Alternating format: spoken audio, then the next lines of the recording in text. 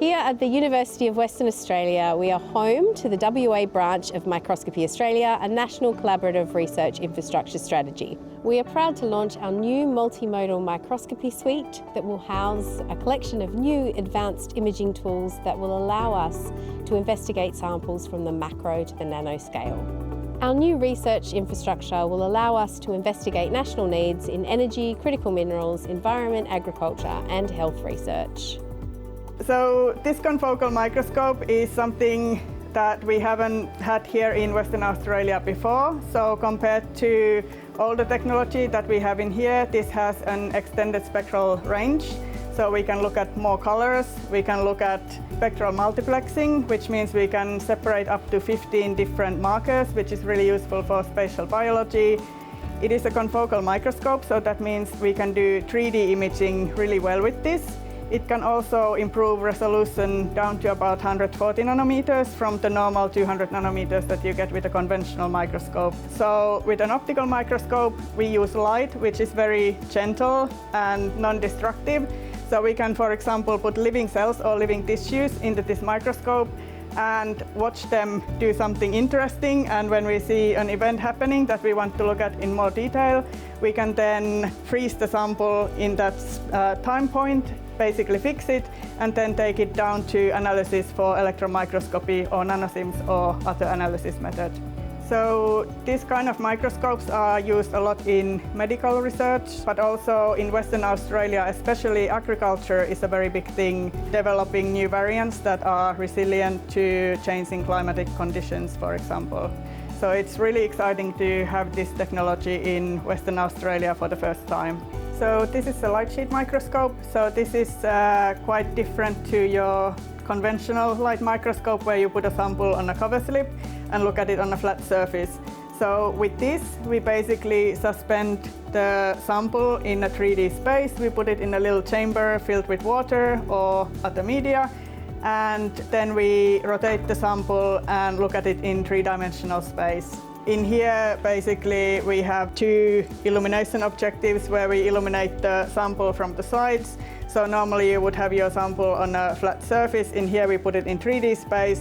We illuminate it from two sides and then collect the light from another angle.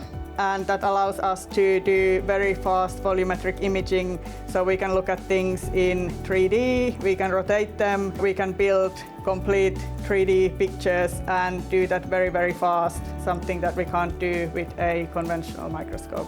So here today we're in the Centre for Microscopy Characterisation and Analysis in our new serial block face scanning electron microscope lab.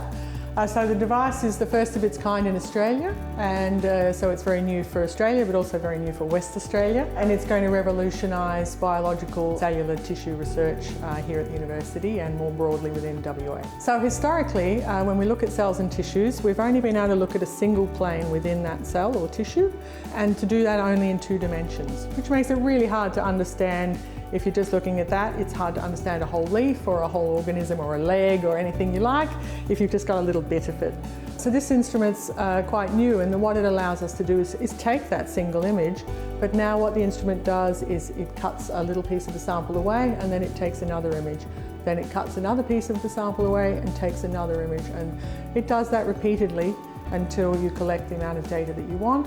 So now instead of a single plane in 2 dimensions, you have a volume through your whole sample. This means, of course, you can understand it better, you can visualize it better, and you can now start to compute things in 3 dimensions and calculate volumes and other things to really allow you to compare, for example, your healthy and diseased model or your native crop to your salinity tolerant crop.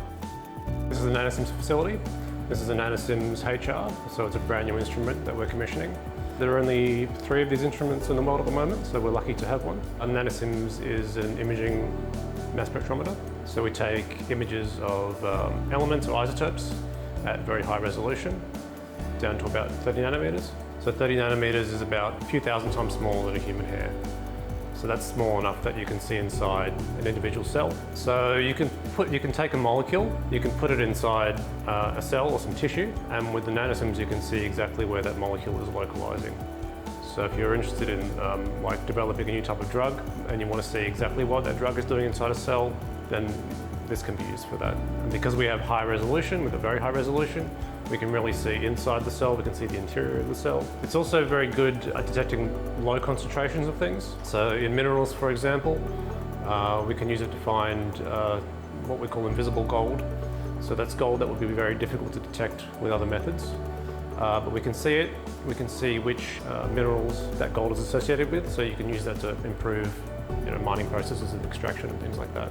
So how it works is you load a sample, you let it pump down, and then we've got an ion beam. The ion beam comes down and hits the sample. It ejects atoms from the sample, and they go into a magnet where their mass is essentially analysed. So what's special about this instrument is that the beam can be focused down to a really small spot, and then by scanning that beam across the surface of your sample, you can create an image. So you can create an elemental image or an isotopic image. So you can image, for example, carbon or nitrogen or gold. Basically anything in the periodic table we can map. Thank you to everybody who's been involved in our journey so far, and we look forward to working with you in the future.